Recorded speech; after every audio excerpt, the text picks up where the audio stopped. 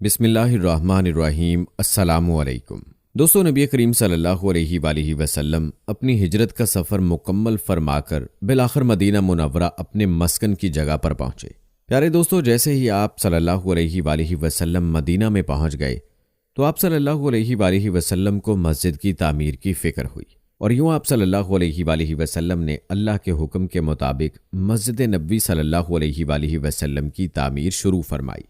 آج کی اس ویڈیو میں ہم آپ کو مسجد کی تعمیر کے بارے میں مکمل تفصیل بتائیں گے کہ مسجد نبوی صلی اللہ علیہ وآلہ وسلم کہاں پر ہے، کس کی زمین پر تعمیر ہوئی، یہ زمین کس کے پیسوں سے خریدی گئی، اور اس کے بعد مسجد کی تعمیر کیسے کی گئی۔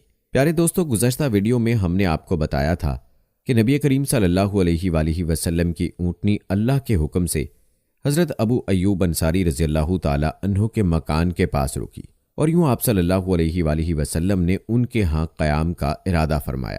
روایات میں آتا ہے کہ بنی نجار کے ہاں اترنے پر ان کی بچیوں نے دف ہاتھوں میں لے لیے اور خوشی سے سرشار ہو کر ان کو بجانے لگیں اور یہ گیت گانے لگیں، جس کا ترجمہ یہ ہے: ہم بنی نجار کے پڑوسیوں میں سے ہیں، کس قدر خوش قسمتی کی بات ہے کہ محمد صلی اللہ علیہ وآلہ وسلم ہمارے پڑوسی ہیں۔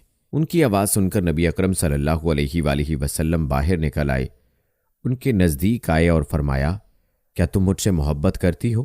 وہ بولیں: ہاں اے اللہ کے رسول۔ اس پر آپ صلی اللہ علیہ وآلہ وسلم نے فرمایا: اللہ جانتا ہے میرے دل میں بھی تمہارے لیے محبت ہی محبت ہے۔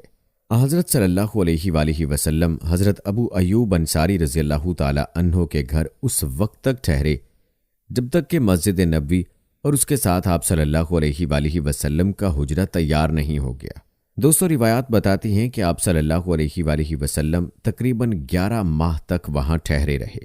کہتے ہیں کہ آپ صلی اللہ علیہ وآلہ وسلم جب قباء سے مدینہ منورہ تشریف لائے تو ساتھ اکثر مہاجرین بھی مدینہ منورہ آ گئے۔ اس وقت انصاری مسلمانوں کا جذبہ قابل دید تھا۔ ان سب کی خواہش تھی کہ مہاجرین ان کے ہاں ٹھہریں۔ اس طرح ان کی درمیان بحث ہوئی۔ آخر انصاری حضرات نے مہاجرین کے لیے قرآن اندازی کی۔ اس طرح جو مہاجر جس انصاری کے حصے میں آئے وہ انہی کے ہاں ٹھہرے۔ انصاری مسلمانوں نے انہیں نہ صرف اپنے گھروں میں ٹھہرایا بلکہ ان پر اپنا مال اور دولت بھی خرچ کیا۔ دوستو، روایات میں آتا ہے کہ مہاجرین کی آمد سے پہلے انصاری مسلمان ایک جگہ باجماعت نماز ادا کرتے تھے۔ حضرت اسد بن زرارہ رضی اللہ تعالی عنہ انہیں نماز پڑھاتے تھے۔ جب آپ صلی اللہ علیہ وآلہ وسلم تشریف لائے تو سب سے پہلے مسجد بنانے کی فکر ہوئی۔ آپ صلی اللہ علیہ وآلہ وسلم اپنی اونٹنی پر سوار ہوئے اور اس کی لگام ڈھیلی چھوڑ دی۔ اونٹنی چل پڑی، وہ اس جگہ جا کر بیٹھ گئی جہاں آج مسجد نبوی ہے۔ جس جگہ مسلمان نماز ادا کرتے رہتے تھے وہ جگہ بھی اس کے آس پاس ہی تھی۔ اس وقت وہاں صرف دیواریں کھڑی کی گئی تھیں، ان پر چھت نہیں تھی۔ اونٹنی کے بیٹھنے پر آپ صلی اللہ علیہ وآلہ وسلم نے ارشاد فرمایا: بس مسجد اس جگہ بنے گی۔ اس کے بعد آپ صلی اللہ علیہ وآلہ وسلم نے اسد بن زرارہ رضی اللہ تعالی عنہ سے فرمایا: تم یہ جگہ مسجد کے لیے فروخت کر دو۔ وہ جگہ دراصل 2 یتیم بچوں سہل اور سہیل کی تھی، اور اسد بن زرارہ رضی اللہ تعالی عنہ ان کے سرپرست تھے۔ یہ روایت بھی آئی ہے کہ ان کے سرپرست معاذ بن افرا رضی اللہ تعالی عنہ تھے۔ آپ صلی اللہ علیہ وآلہ وسلم کی بات سن کر حضرت ابو ایوب انصاری رضی اللہ تعالی عنہ نے عرض کیا: آپ یہ زمین لے لیں، میں اس کی قیمت ان دونوں کو ادا کر دیتا ہوں۔ آپ صلی اللہ علیہ وآلہ وسلم نے اس سے انکار فرمایا اور 10 دینار میں زمین کا وہ ٹکڑا خرید لیا۔ یہ قیمت حضرت ابو بکر صدیق رضی اللہ تعالی عنہ کے مال سے ادا کی گئی۔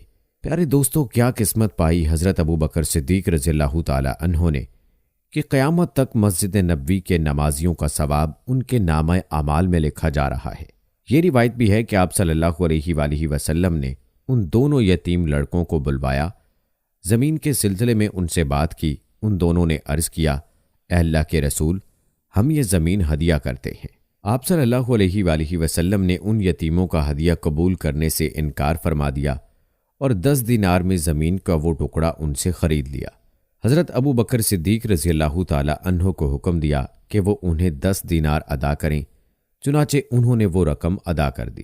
زمین کی خرید کے بعد آپ صلی اللہ علیہ وآلہ وسلم نے مسجد کی تعمیر شروع کرنے کا ارادہ فرمایا۔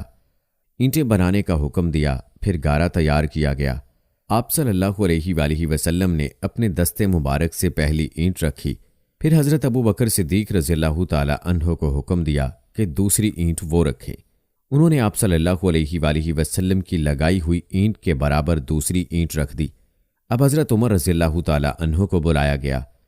انہوں نے صدیق اکبر رضی اللہ تعالی عنہ کی اینٹ کے برابر تیسری اینٹ رکھی۔ اب آپ نے حضرت عثمان رضی اللہ تعالی عنہ کو بلایا۔ انہوں نے حضرت عمر رضی اللہ تعالی عنہ کی اینٹ کے برابر چوتھی اینٹ رکھی۔ ساتھ ہی آپ صلی اللہ علیہ وآلہ وسلم نے ارشاد فرمایا، میرے بعد یہی خلیفہ ہوں گے۔ دوستو، آپ کو بتاتے چلیں کہ مستدرک حاکم نے اس حدیث کو صحیح کہا ہے۔ پھر حضور اقدس صلی اللہ علیہ وآلہ وسلم نے عام مسلمانوں کو حکم فرمایا، اب پتھر لگانا شروع کر دو۔ یوں مسلمان پتھروں سے بنیادیں بھرنے لگے۔ بنیادیں تقریباً 3 ہاتھ یعنی 4.5 فٹ گہری تھیں۔ اس کے لیے اینٹوں کی تعمیر اٹھائی گئی، دونوں جانب پتھروں کی دیواریں بنا کر کھجور کی ٹہنیوں کی چھت بنائی گئی اور کھجور کے تنوں کے ستون بنائے گئے۔ دیواروں کی اونچائی انسانی قد کے برابر تھی۔ دوستو، کہتے ہیں کہ ان حالات میں کچھ انصاری مسلمانوں نے کچھ مال جمع کیا۔ وہ مال آپ صلی اللہ علیہ وآلہ وسلم کے پاس لائے اور عرض کیا، اللہ کے رسول، اس مال سے مسجد بنائیے اور اس کو آراستہ کیجیے، ہم کب تک چھپر کے نیچے نماز پڑھیں گے؟ اس پر حضور اکرم صلی اللہ علیہ وآلہ وسلم نے ارشاد فرمایا، مجھے مسجد کو سجانے کا حکم نہیں دیا گیا۔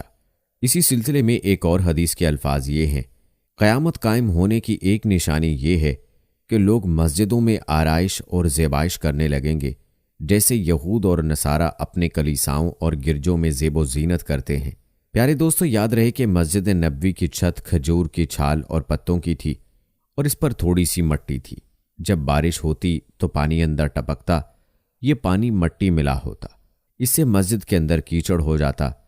یہ بات محسوس کر کے صحابہ کرام رضوان اللہ اجمعین نے عرض کیا، یا رسول اللہ صلی اللہ علیہ وآلہ وسلم، اگر آپ حکم دیں تو چھت پر زیادہ مٹی بچھا دی جائے تاکہ اس میں سے پانی نہ رسے، یعنی مسجد میں نہ ٹپکے۔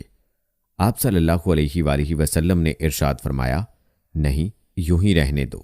دوستو، کہا جاتا ہے کہ مسجد کی تعمیر کے کام میں تمام مہاجرین اور انصار صحابہ نے حصہ لیا، یہاں تک کہ خود حضور نبی کریم صلی اللہ علیہ وآلہ وسلم نے بھی اپنے ہاتھوں سے کام کیا۔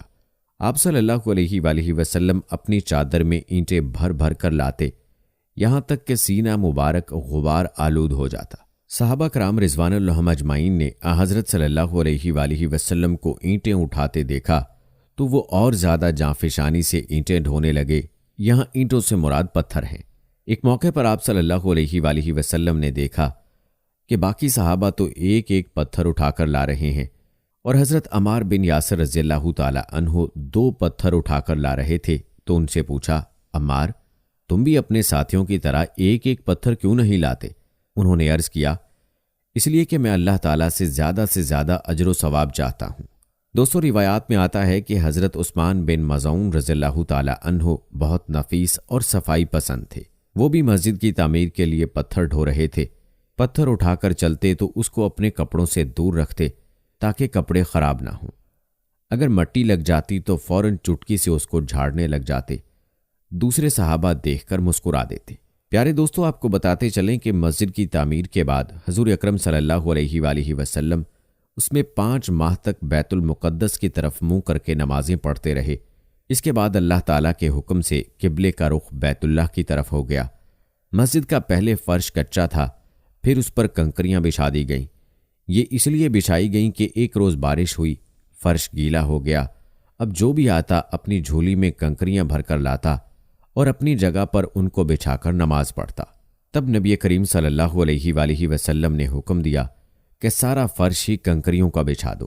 پھر جب مسلمان زیادہ ہو گئے تو نبی کریم صلی اللہ علیہ وآلہ وسلم نے مسجد کو وسیع کرنے کا ارادہ فرمایا۔ مسجد کے ساتھ زمین کا ایک ٹکڑا حضرت عثمان غنی رضی اللہ تعالی عنہ کا تھا۔ یہ ٹکڑا انہوں نے ایک یہودی سے خریدا تھا۔